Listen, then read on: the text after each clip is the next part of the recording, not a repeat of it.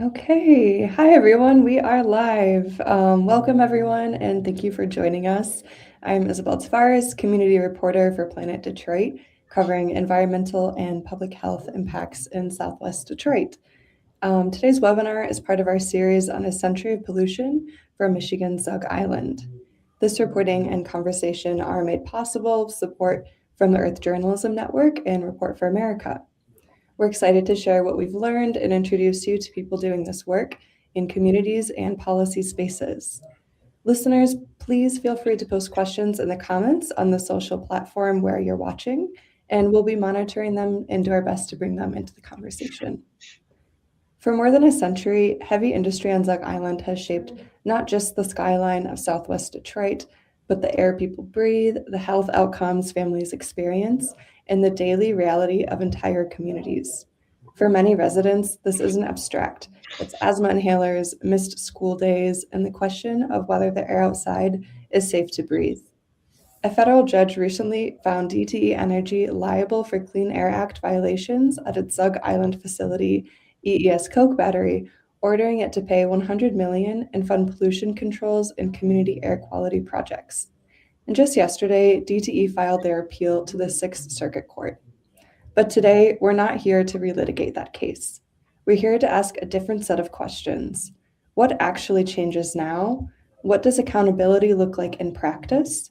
And what would it take for communities that have lived with this pollution for generations to finally see meaningful change?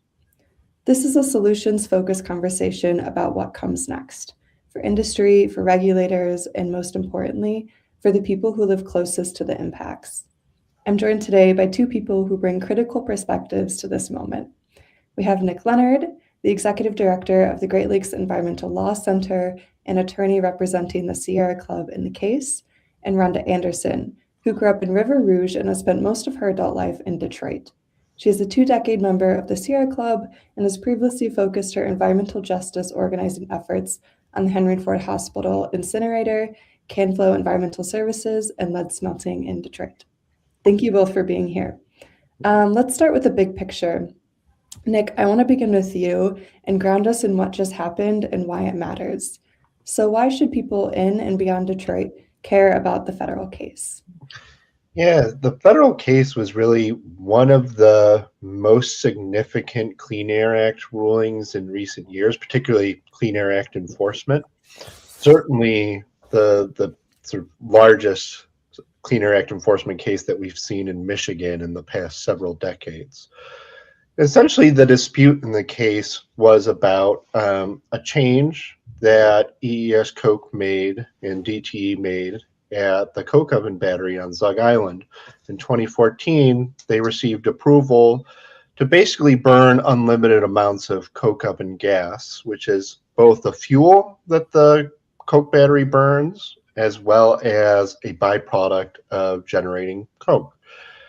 Now, the problem arose a few years after, and what essentially happened was the coke oven battery started to emit a lot more pollution than they had estimated in the permitting process, and specifically like hundreds of tons of sulfur dioxide above what the company had estimated in order to get their permit.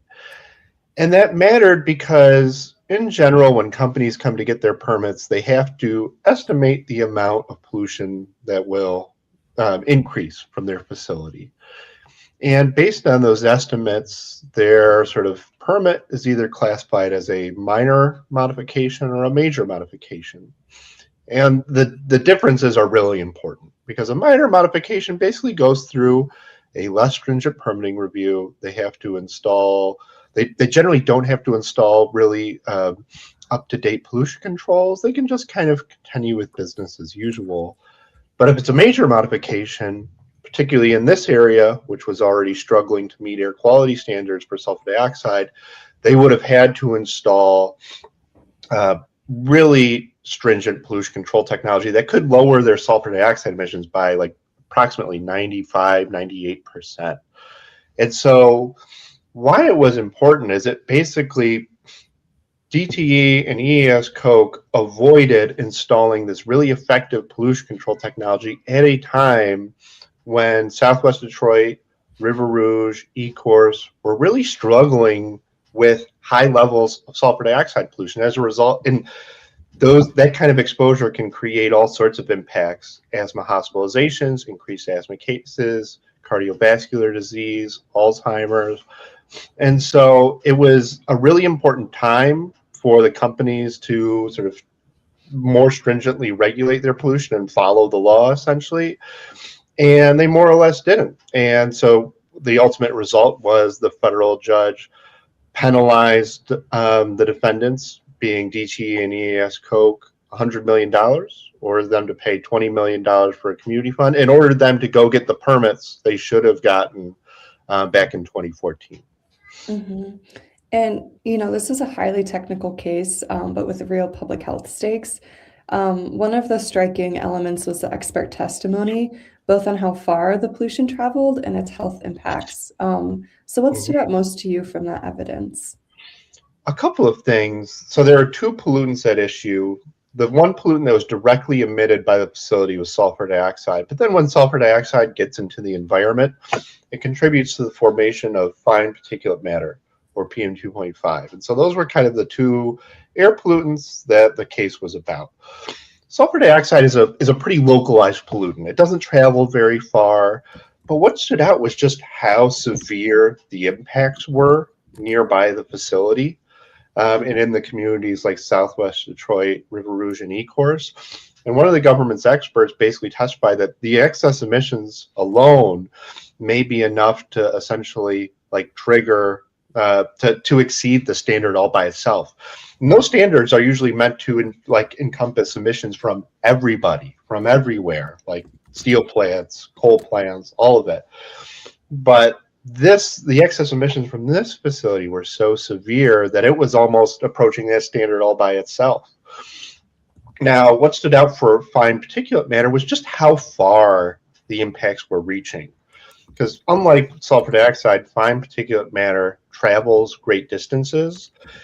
So what the expert in this case found was essentially DTE and EAS Coke's excess emissions were impacting states on the East Coast, New York, Massachusetts, and even states like as far away as Missouri, places like that.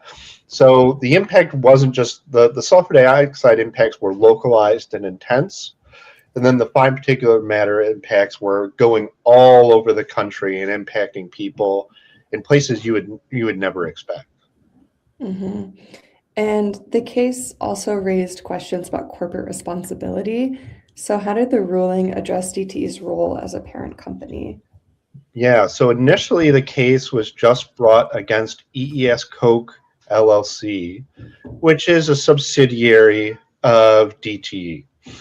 And as the case was moving along, it became apparent through sort of documents that were exchanged and evidence that was shared that DTE had a pretty sizable role in operating the facility.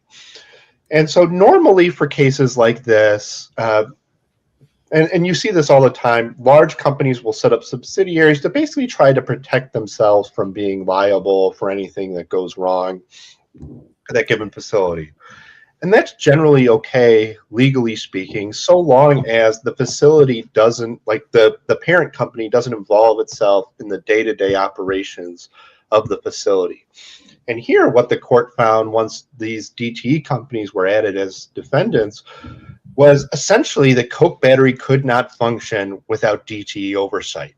And it found that based on the fact that EES Coke Battery didn't have a bank account, it had 0 employees, and basically DTE was in charge of everything from financial decisions to environmental compliance to running day-to-day operations. And so based on that evidence, the court basically said, well, not only is EES Coke Battery, the subsidiary, liable, but these 3 DTE entities, all the way up to DTE Energy Company, are liable based on their involvement in sort of running and operating the facility. Mm-hmm. Yeah, so that gives us a sense of why this case matters on paper. Thank you for that foundation. Let's talk about what it means for people and communities every day. Rhonda, I would love to bring the conversation to you here. For people who haven't lived near Zug Island, it can be hard to fully grasp what the experience is like. You grew up in River Rouge and have lived in Detroit for most of your adult life. How has growing up and living near heavy industry shaped your day-to-day experience? Well, um, in a number of ways. When you live next to or in proximity to heavy industry, and this area that we're talking about is one of the most industrialized areas in the state of Michigan. And because of that, and the number of polluting facilities like DTE, and what it emits is the SO2. Okay, so there's going to be some direct health impacts on that surrounding community. That surrounding community, a lot of them are Black, African American. The impact is on all of the age groups. Okay, so it's going to be primary with the children, young ones, asthma, older uh, residents of that area. It's going to be cardiovascular disease. It's going to be asthma as well. And it's going to be some other issues like even high blood pressure, okay, which a lot of us have been told is our own personal fault, because, of our lifestyle. When in actuality, a lot of it is because of where we live and the impact from pollution. So EES Coke has been a dirty um, partner, community partner for years and years and years, and thus has had a very negative impact on the health and quality of life of the residents in this area. Mm-hmm. You've shared powerful stories from what you saw as a child to the health impacts in the community. A child having an asthma attack outside of an elementary school. What do you wish more people understood about living near Zug Island? Just how dangerous it is. I think people would generally think, life in an area like this was just normal every day. You don't think about it, but it's not normal. Asthma is not normal. Heart attacks, they're not normal. Although they happen so frequently, we may think that they are, but it's not. We shouldn't have to be burdened with these health impacts with a industry like EES Coke that could have put in this equipment to kind of limit the amount of toxic emissions, but they didn't. See, Mm-hmm. and who's protecting us? The state? Have you heard from them? Mm-hmm. I haven't. Mm-hmm. Yeah. And, speaking of that, what was it like to hear testimony in federal court from fellow organizers, Dr. Dolores Leonard, Teresa Landrum, Vicki Dobbins, about something that has affected your entire life? Yeah, I think one of the more important portions of this trial was having them testify, having them um, to tell how their daily lives are impacted. I think Teresa was talked about how she can't ride her bike. How a lot of the residents don't open their windows. This is, to me, this is extreme. How many people in some of the suburbs have to deal with this? I don't think so. But this area has a very long history of pollution. And another concern is the cumulative impact, because it's not just EES Coke. Mm-hmm. Definitely. Thank you for sharing that. It's a powerful reminder of what's at stake here. Um, I want to look ahead a bit. When people hear about a major ruling like this, I think a natural question is what actually changes on the ground. When we talk about compliance going forward, what does that actually mean in practice, and what will be different on the ground?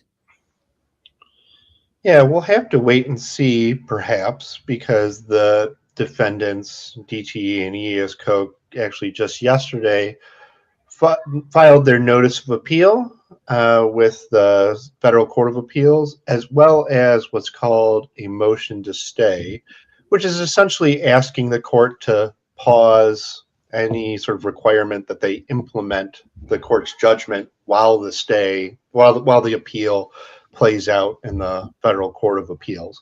Now, the judge may grant that, they may not. We'll have to wait and see. But assuming that the judge's order is implemented, it would mean a few things. Number one is they would have to go and get the permits that they were required to get in 2014 and basically install more effective pollution control for sulfur dioxide, pollution control that would control sulfur dioxide emissions by limit them by like 98%. And so they would have to do that pretty quickly, and that would mean significantly less sulfur dioxide pollution than what's currently in the community. They would have to pay a $100 million penalty that would go to the U.S. Treasury.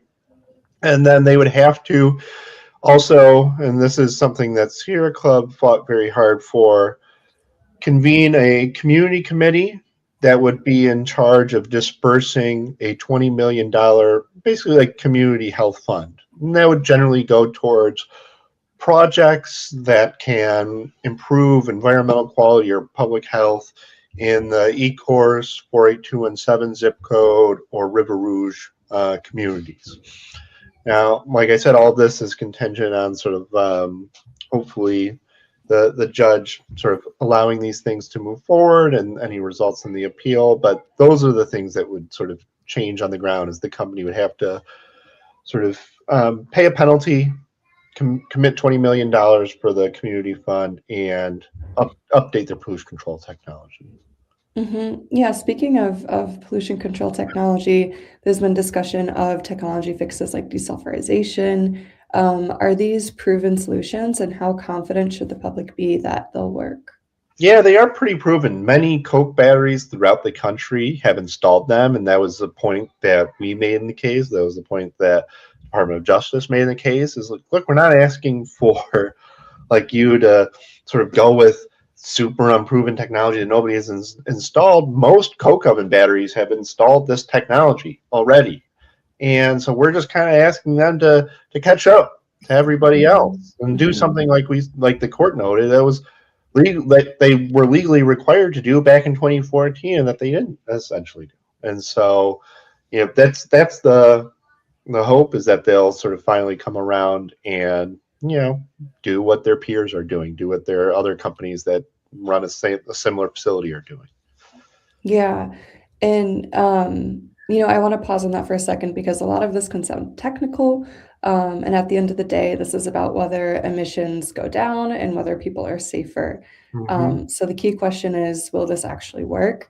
And that brings us to the question of accountability, not just what's required, but what's enforced. Nick, you already walked us through the appeal process. While that plays out, this is for both of you. What are organizations like yours focused on right now?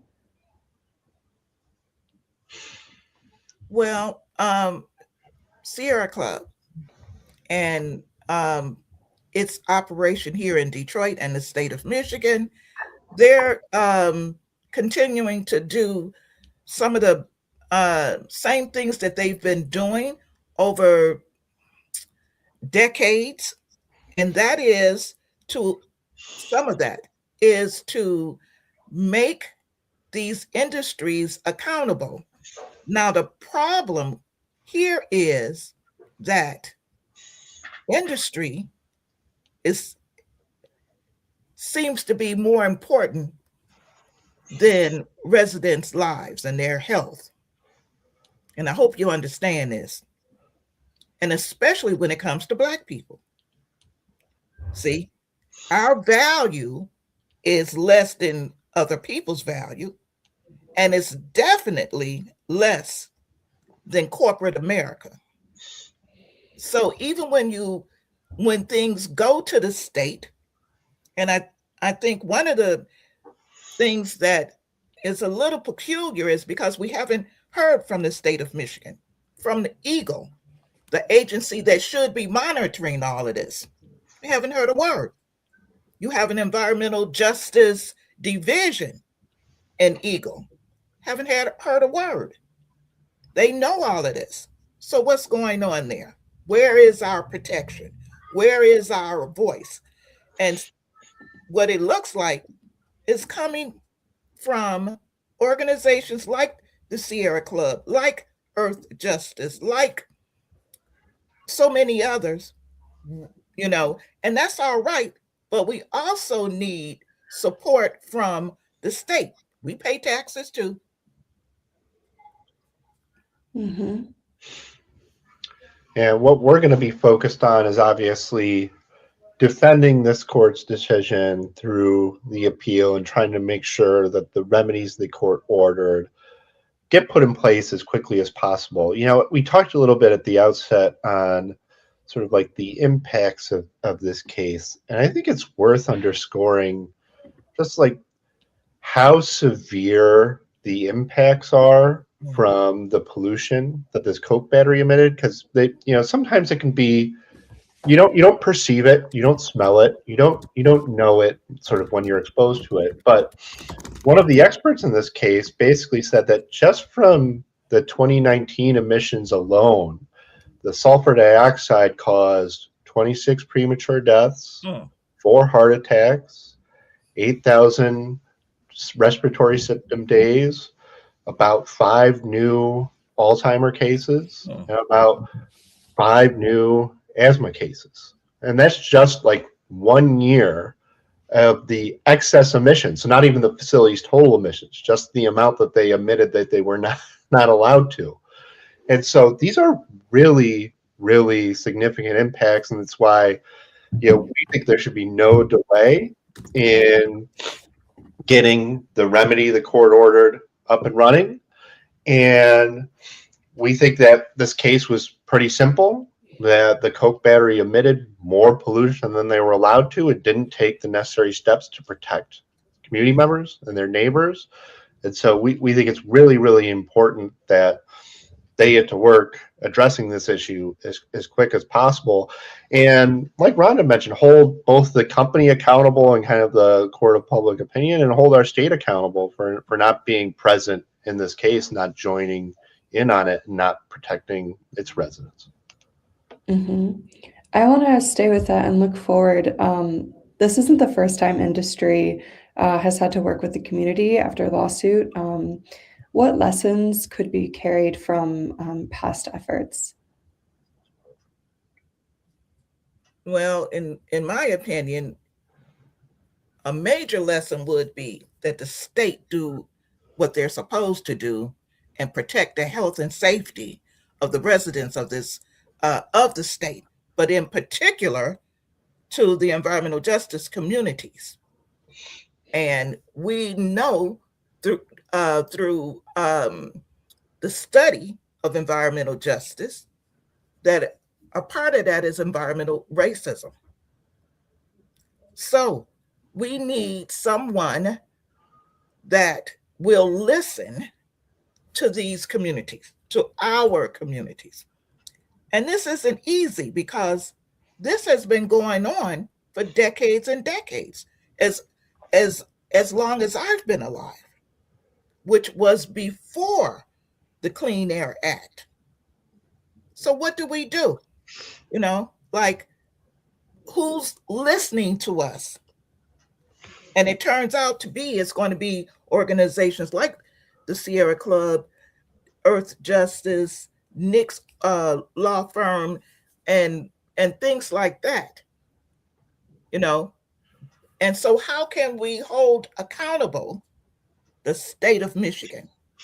Mm-hmm. We also need a health study. Mm-hmm. Mm-hmm. And part of the frustration, I think, is that DT can get started on addressing these things right now. It's a sort of decision whether to appeal and what to seek a stay on, and throughout this case, they've kind of taken a very aggressive posture, and they've sought to discredit residents' sort of narratives, residents' lived experience at every turn. And so, like, these are sort of really harmful things to the residents that we've worked with. I think it shows the sort of, it kind of peels back the public relations veneer that you commonly get when you're interacting with a large company. And it shows where their sort of values truly lie. And in this case, I think, they want to try to operate this facility for as long as possible for as little money as possible. And that's so far been their sole motivation, which is disappointing to see. You would expect, I think, a company like DT to want to do a bit better. There's funding tied to this case. What would meaningful investment in community health actually look like to each of you? Well, there's so many things that can be done. So this, when we get this award, because we're going to get it, right, Nick? All right.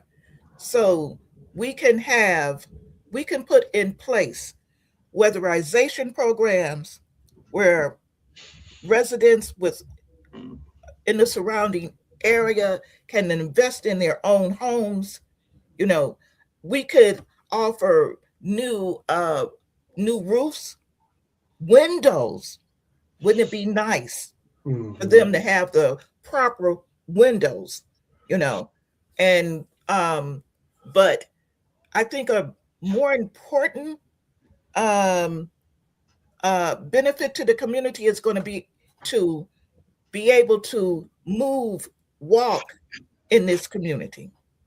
See, there ain't a whole lot of moving and walking, because if you do, it's possible that you can come down with an asthma attack, with your blood pressure can go up, so the quality of life in this community could improve drastically, especially in cooperation with the other industries. Thank you.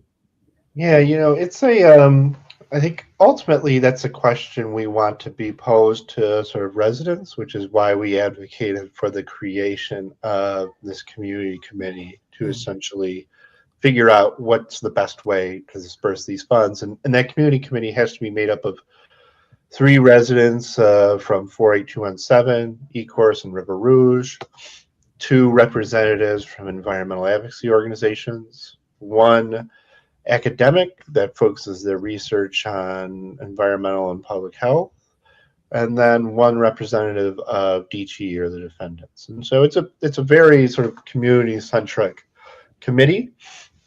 I mean, I think ultimately some of the things that may come out of that process are things that will help residents better cope with poor air quality. And so it's things like Rhonda mentioned about like improving their homes so that they can essentially stay inside, turn on their air conditioning. A lot of folks don't have air conditioning. And so it can be like, we've certainly talked with a lot of residents where feel like they have to close their windows, but if it's 95 degrees outside, you can only do that for so long before your home becomes unbearable. Things like purchasing air purifiers and things like improving community spaces. But it's also important, I think, to mention, like, there's a limit, I think, to the sort of things we can do to help residents cope with these harms. And this is a community that's also dealing with a multitude of air pollution problems. Like the level of fine particulate matter is above health-based standards in this community. Level of ozone is above health-based standards in this community. And so that's why this case is so important, is because all of these things mix together to cause respiratory and cardiovascular health impacts. And if we're going to, give these people in these communities a safe place to live, a place where they can essentially be outside and play outside and enjoy their communities. We have to start with this case and hold polluters accountable when they break the law, especially in a significant way. But then, we got to continue the work of essentially addressing the very high levels of pollution that exist already in this community. And that comes from industrial facilities, cars and trucks, a number of different things. And so, that kind of work is just beginning. Isabelle, Mm-hmm. can I add that this community, the 3 cities, Ecorse, River Rouge, 48217, they're one of the best organized communities, hardworking, committed communities with residents that understand. It took them a long time, but they understand what's going on. And so they're not novices. They're not ignorant of the impact from this industry, from not only this one, but the other ones. And I think that is example of organizations working with them, in particular the Sierra Club, working with this community over decades now. We need that. And there are communities like this across this nation, this country. And some, believe it or not, are worse. So as we move forward, in having all the things that the people need, we need to address these issues, restrict emissions, and have a better quality of life for a lot more people. Mm-hmm. Yeah, thank you. Just 2 more questions, and then we'll close and get to audience questions. What does it actually look like for industry and community to coexist in a way that's fair and sustainable? Nick, you take that one because I'm not sure. Well, it starts with sort of being accountable to the laws and regulations, I think, that are in place, and essentially following those laws. And, when you're found to have not followed them, addressing it in a timely fashion, which obviously EES, Coke, and DT have not done here. And, one of the things that we brought up in the case was, a lot of companies have established, they have like community committees to try to repair their relationships with the communities. And sometimes that works really well, sometimes it doesn't. It doesn't always mean the relationship goes a lot better, but at least there's lines of communication. I think an example of this is Marathon Oil Refinery in Southwest Detroit. And not to say it's an end-all be-all, but it's a starting point. And, one of the points we raised in this case was, DT and ES Coke haven't even done that. Like, they haven't even really established sort of a line of communication with local residents. And so, ultimately what it means is going above and beyond sometimes the sort of bare minimum requirements and taking action to sort of proactively to lower your community impact, and then helping neighbors live with the impacts that you do create. Sort of saying like, okay, we know we're going to, regardless of what we do, we're going to cause some level of harm in your community. Like, that's just inherent in what our business. But we'll do something to help you live with it. Mm-hmm. And so I think, that's ideally the best thing that communities or like that companies can do. And then there's another question of like, well, what should the role of state government and federal government be here as well? Like, should they be sort of looking at things to kind of, move away from just companies taking voluntary action and maybe requiring polluters to take more action to address community needs? Because I think that's necessary too. Mm-hmm. I think too that there's a number of impacts from DTE. When they raise the rates of the utility, That is a big impact on residents, with many of them not even being able to afford. I would like to see how many shutoff actually happen.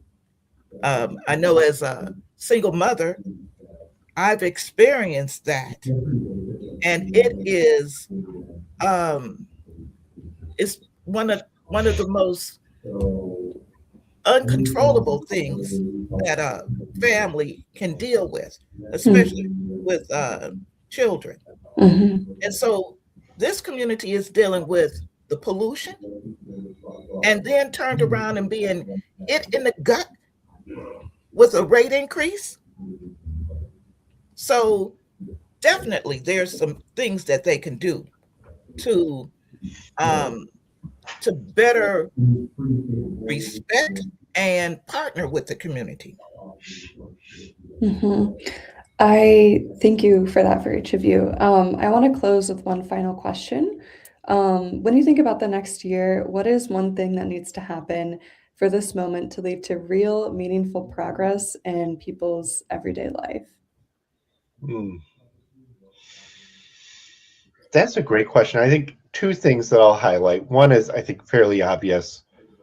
Uh, we need to have DTE and EES Coke be held accountable, meaning follow through on the judgment that the court entered in this case, pay their penalty, put in their $20 million for community projects, and upgrade their facility with the better pollution control technology. I think that's at a bare minimum. And like Rhonda mentioned earlier, we need the state of Michigan, I think, to take a look at itself and figure out how did we miss this, and then why didn't we come in and support this case once the Department of Justice, Sierra Club, and River Rouge joined in. It's very common, I would say, like most cases where you have sort of a pro environment state regulatory agency in place, where there is a major sort of lawsuit against a alleged violator in that state, like we had here, the state joins that case and participates in it and supports, in this case, the EPA in bringing that case, and in this case also Sierra Club residents in the city of River Rouge. State of Michigan did not join this case. And to date, they really haven't taken any meaningful action to address what's going on at the coke oven battery. And I think that raises questions just about what is the air quality division at the state of Michigan, that the Michigan Department of Environment, Great Lakes and Energy doing? What's our Attorney General doing? Like, why isn't this case catching their attention? Because you can't always, they're supposed to be the primary enforcers for these kinds of facilities. And if we didn't have, really invested people at the EPA and Department of Justice and lawyers and the folks at Sierra Club, like this case wouldn't have happened, and that's a real shame. Mm-hmm. Yeah, thank you, Rhonda. Well, I think that Nick answered it well. I cannot understand the failure of the state. And so to come in and assist us, to recognize what's going on here. That is an absolute failure. So what's happening with Eagle? Who's running that place? And then I think it also speaks to the governor. Do she know what's going on out here? Do she represent all of the people? I don't know. It's not looking like that way.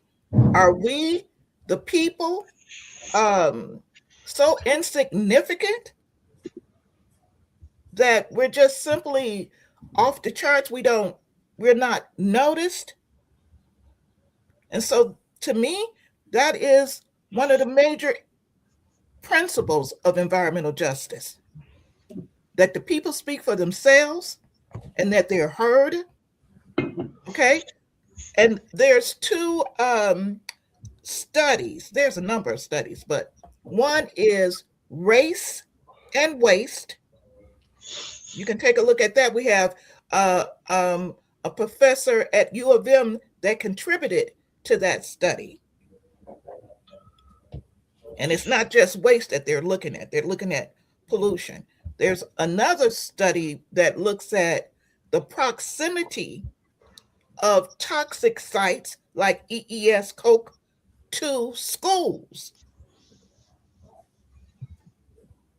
Okay, so you have EES Coke, a new state, a new international bridge, the other international bridge, I-75, all of these polluting facilities impacting the daily lives of everyone, but in particular the children. What's going on? Definitely. Thank you both so much. Before we get to reader questions, or listener questions, is there anything else that either of you would like to add? No. Let's get to it. Okay. All right. We have a question from Candy and Gotti. So are they still making Coke here? Where is that Coke going to? Ford Motor no longer makes their own steel up the River Rouge in Dearborn, if I understand correctly. Thank you. Yeah, so they are still making Coke at the battery. And for those of you that maybe don't know, Coke is essentially coal that's burned and distilled into sort of like a fine powder called coke. And then that coke is used essentially as a fuel in steel making. And so generally, EES Coke and DTA are sending the coke that's produced on Zug Island to steel mills across the country. So some of that, I think, in the past has gone to the Dearborn facility that's run by Cleveland Cliffs, although they've idled a lot of their steelmaking operations lately. So I would imagine not there. But it goes to steel mills generally across the country. Is sort of generally where it's gone. Great. Next question. What should folks garner from this judgment in respects to the EPA finally taking action? I don't know. I would say that they finally took some action. Well, and I think why they finally took some action, this is just my opinion, but like Rhonda mentioned, you've had local residents, Sierra Club members in this community being very vocal and very organized around air quality for a long, long time, like decades. And I think, oftentimes that work can be sort of very tedious and it can be hard to see the progress you're making. But I think this is what that progress looks like. I don't think EPA is paying attention to this facility if they aren't hearing from residents, if they don't know, like, oh, air pollution in Southwest Detroit and River Rouge is a big concern from the people that live there. I think essentially all of that work captured the hearts and minds of the people that work at EPA, and they were the ones that essentially started this case. And so I think it's just a testament to all of the advocacy residents have been doing there for decades. And next question, can DTE seek a rate increase to cover the cost of the penalty? We don't think they can, but they can try all sorts of things. We'll have to wait and see. In general, like this coke battery is not associated with DTE's sort of utility functions. Like, it doesn't have anything to do with distributing gas or electricity to residents, to households. And so since it's essentially kind of like a really lucrative and high stakes side hustle, more or less, for DTE. Like, it's just sort of this side thing that they run to make, I guess, a little extra money. I don't know why they do it. You'd have to ask them. But so I don't think they can go and seek a rate increase from ratepayers to cover sort of the costs from breaking the law in terms of their side hustle, essentially. Mhm. Right. And I think it also will address, hopefully, the number of deaths, that happen, in addition to if there's a rate increase. We have to also look at health and continue to look at the health impacts of what's going on. And there is a cost to that. And it's something that we don't take a look at. We'll look at DTE will tell you, well, if we put this device on, that's going to increase the cost. It's going to be millions and millions of dollars to put this piece of equipment on. Nobody is talking about the cost of the lives that are happening, and let's look at that cost. Absolutely. Yeah. What do we got next? Is there an upcoming event to talk with residents to explain the details of the judgment? There is, yeah. So there's going to be a community event hosted by the Sierra Club on Saturday, April 11th at 3:00, 3 to 4:30 at River Rouge High School. And so Miss Anderson will be there. I'll be there. Some of the other attorneys that worked on the case will be there just to kind of go over what happened in the case, what's coming next, and how to get involved, those kinds of things. Great, thank you. How can people get involved and partner with the community, as mentioned by Ms. Anderson?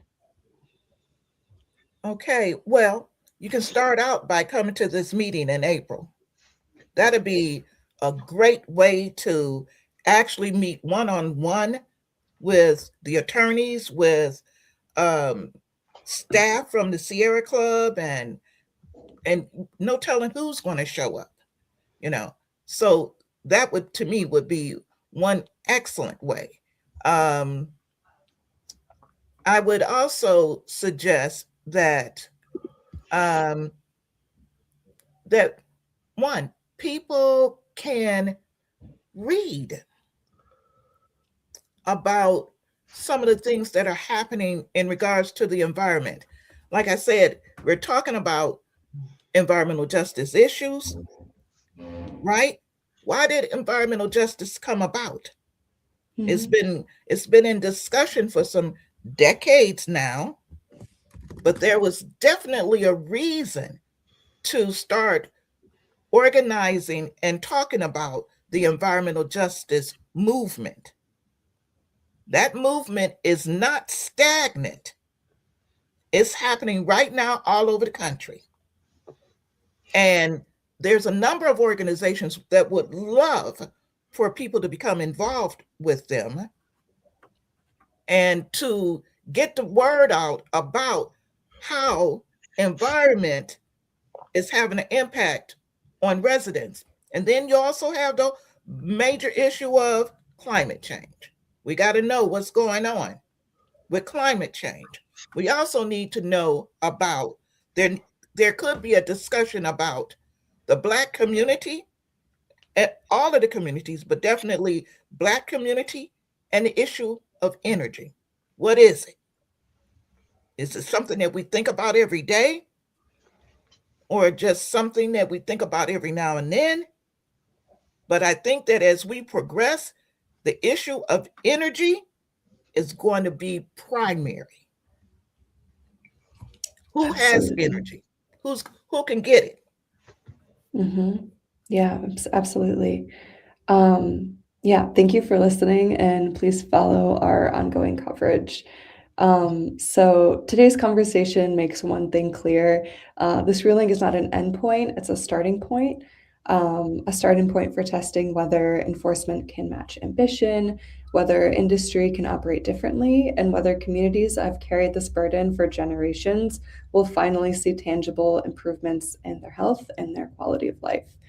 The path forward will depend on what happens next, on oversight, follow through, and on whether the voices of impacted residents remain at the center of the conversation. I want to thank our speakers, Leonard and Rhonda Anderson, for sharing their expertise, their time, and their experiences with us today. And thank you for everyone who joined. We'll continue. Thank you, Planet Detroit. Thank you. Thank you. We'll continue to follow this story closely, and take care and have a great afternoon. Okay. Bye, everybody.